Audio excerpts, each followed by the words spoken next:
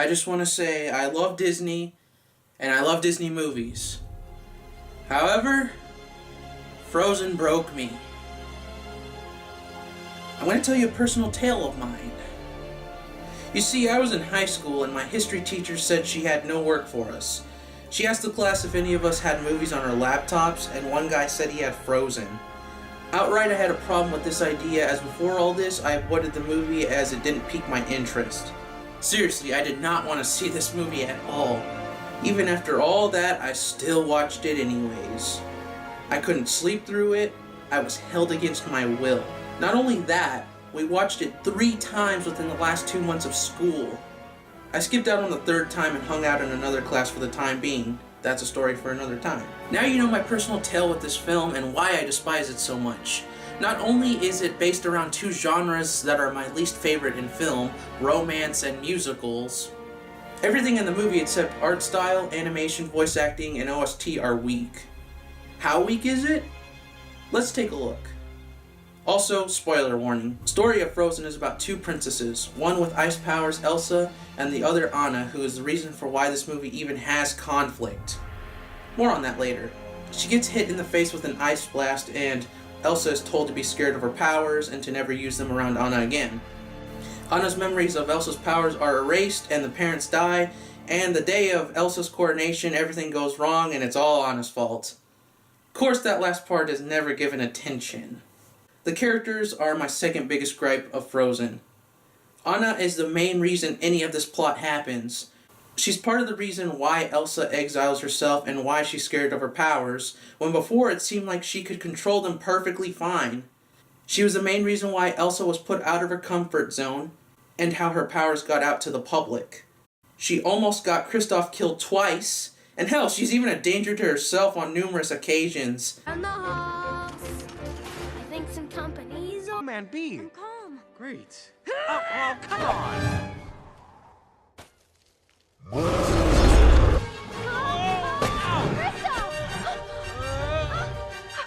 Don't come back! She's a liability. Okay, aside from all that I just said, does she have any personality? Well, other than she's stupid and she cares for her sister, no, none whatsoever. No. I'm completely ordinary.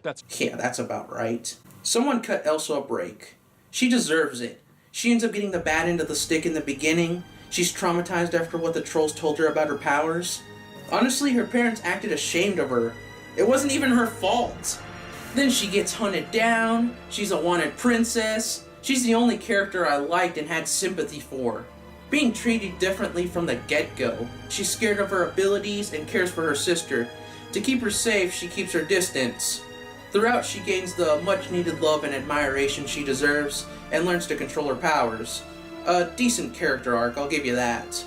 Kristoff and Hans aren't given much characterization, they're 2-dimensional characters, so I'll skip to the character that made me go from I dislike this movie to I hate this movie, starting with Olaf's introduction.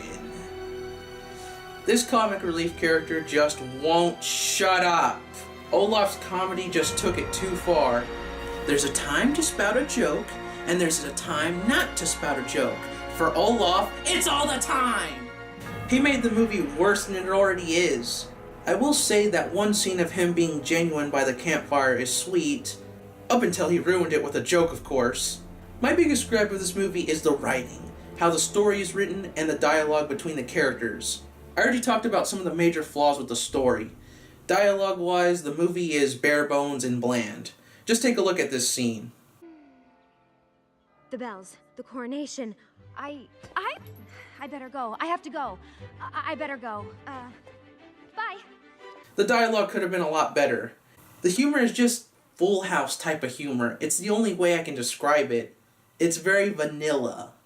It's almost as if the screenplay was an afterthought and the songs were the main focus. I like the voice cast as they gave it their A-game. Yes, even Josh Gad.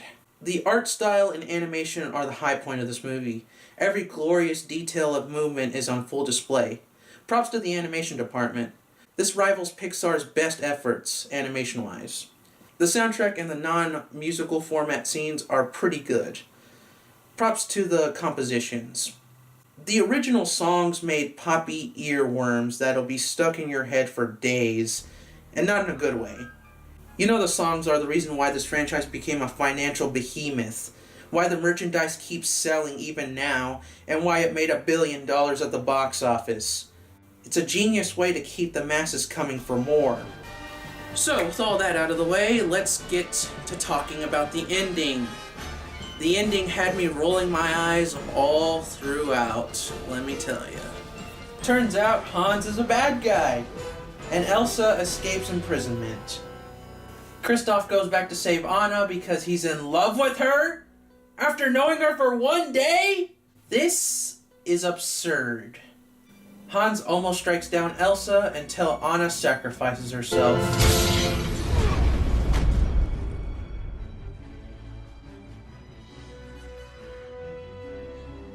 Anna! Oh, Anna. No. No, please. It would bring me to tears.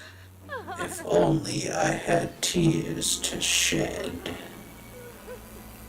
No, she lives because we have to have a happy ending, of course, instead of a cautionary tale of stupid people doing stupid things while others fall because of their actions. What did we learn from this movie in place of that? Love conquers all, of course. Love compels you! Love compels you! Love compels you! Love conquers all! Anna did not hit Hans that hard. There's just no way. A punch from her wouldn't have even hurt him. Before I close out this video and give my final thoughts, here's a number of cliches I found in this movie.